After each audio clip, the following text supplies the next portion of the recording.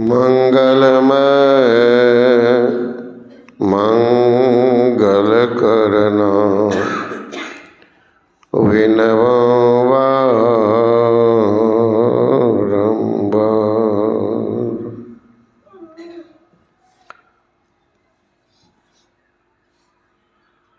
आदरणीय धर्म प्रेमी महान भावों, आदरणीय माताओं एवं भक्तिमती बहनों, आज 2026 ईस्वी का प्रथम दिन है। ये तो ऐसे तो क्रिसमस का दिया हुआ है। हमारे वैदिक धर्मावलंबियों के लिए ये नववर्ष नहीं है। हम लोगों का नववर्ष चैत से शुरू होता है। अभी देखिए, हर एक वृक्ष में पतझड़ होते हैं और उस महीना में सब में नवपल्लव होता है। अभी देखिए, जीवन रूखा सूखा लगता है, उस समय में जीवन खुशहाल होता है। फिर भी समाज का एक नियम है, 10 आदमी जिनको माने तो उसको मानना चाहिए। उसी आधार पर ये हम लोग मनाते हैं वर्ष का प्रथम दिन। सौभाग्य है इस वर्ष ये गुरु दिन भी है।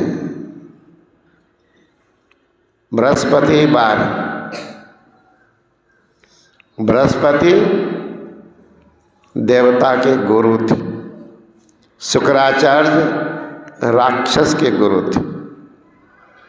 तो बार बार गुरु का नाम क्या लें, तो उनको बना दिया गुरुवार।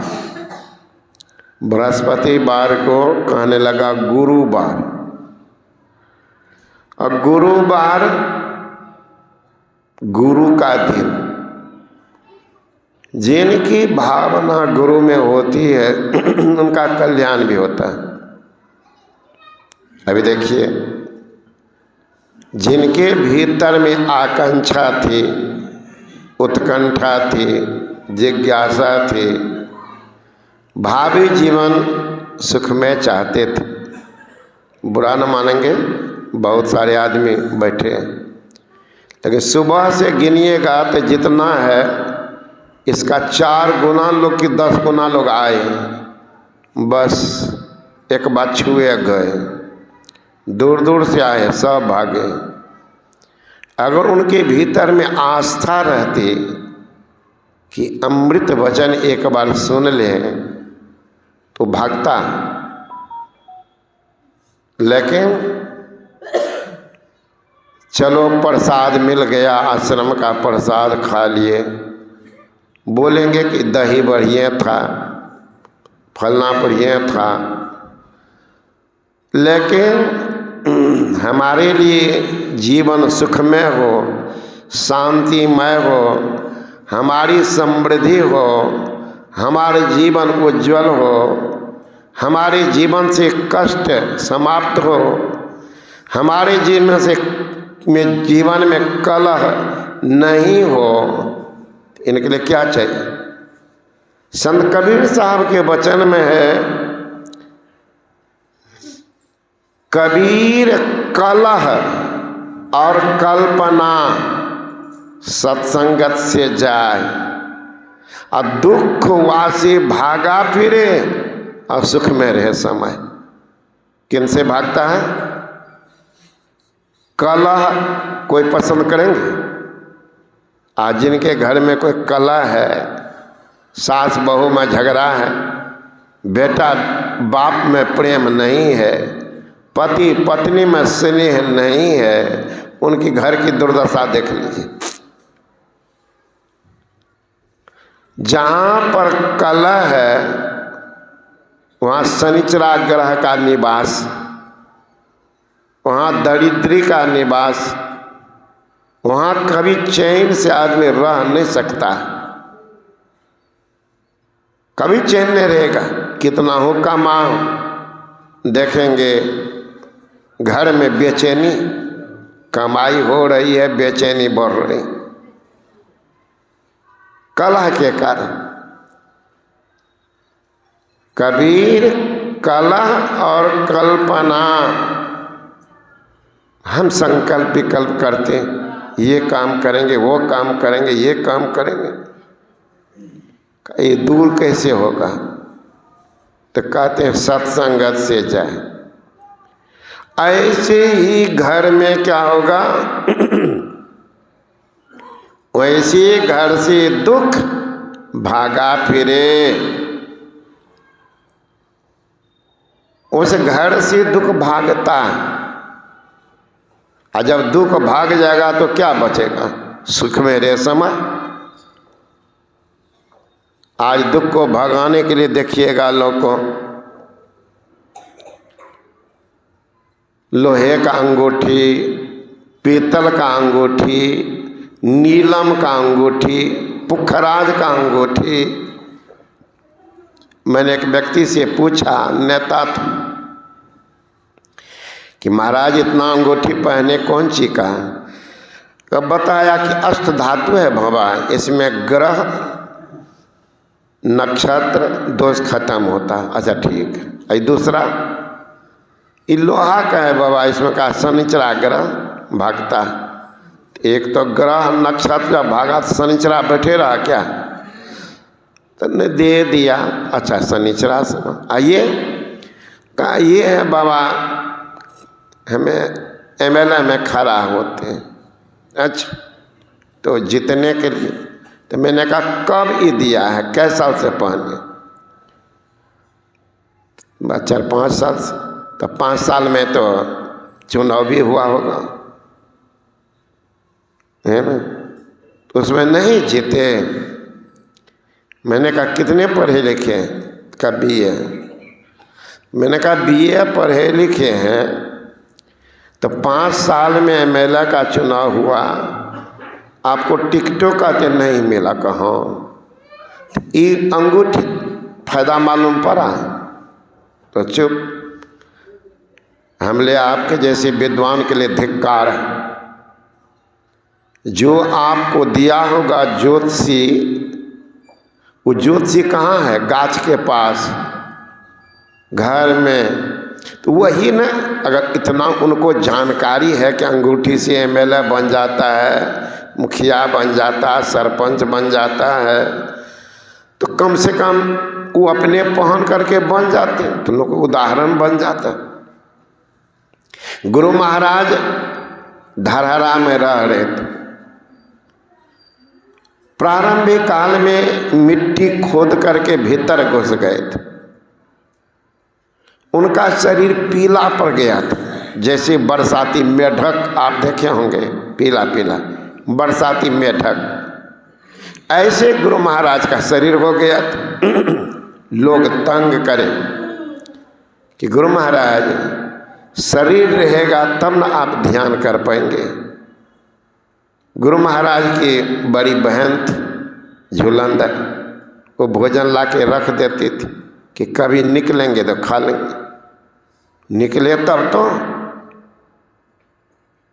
अन्न न भावे, नींद न आवे, बार बार मोही विरह सतावे। जिनको विरह बाण लग गया उनको कहीं मन लगेगा जी? किसी को देखिएगा बाहर जाएगा लड़का कमाने, भागेगा काहे? इसका मतलब का पत्नी से बेसी प्रेम होगा, गारंटी देख लीजिए। इसलिए वो भागेगा, उसको मन नहीं लगेगा वहाँ पर। बच्चा को देखिए माँ बाप से ज़्यादा से नहीं दे स्कूल, भागेगा, रहेगा। तो जिधर प्रेम है उधर खींचा जाता है। रात में रखे दिन में देखते हैं, दिन में तो अब वो देखे कि यहाँ तंग करेगा, भाग गए, भागते रहे तब 1933-34 में भागलपुर में भी जो है कुप्पा घाट, वो गुफा उनको अंतर्दृष्टि में दिखाई पड़ा, उनको आके साफ किए। कितना उनमें तो पहले का हड्डी सब पड़ा हुआ था। हेंग संग आए थे तो उन्होंने बताया था कि यहाँ एक गुफा है। भगवान बुद्ध के पुस्तक पढ़ेंगे, उसमें आता है कि भगवान बुद्ध बोले कि एक बार मैं बैल जोनी में था तो बरारी में एक गुफा है, उसमें मैं रहता था। बैल जोनी में था भगवान बुद्ध, तो गुफा प्राचीन, वहाँ 18 महीना तक साधना किए, परिणाम ब्रह्म तत्व को प्राप्त कर ली।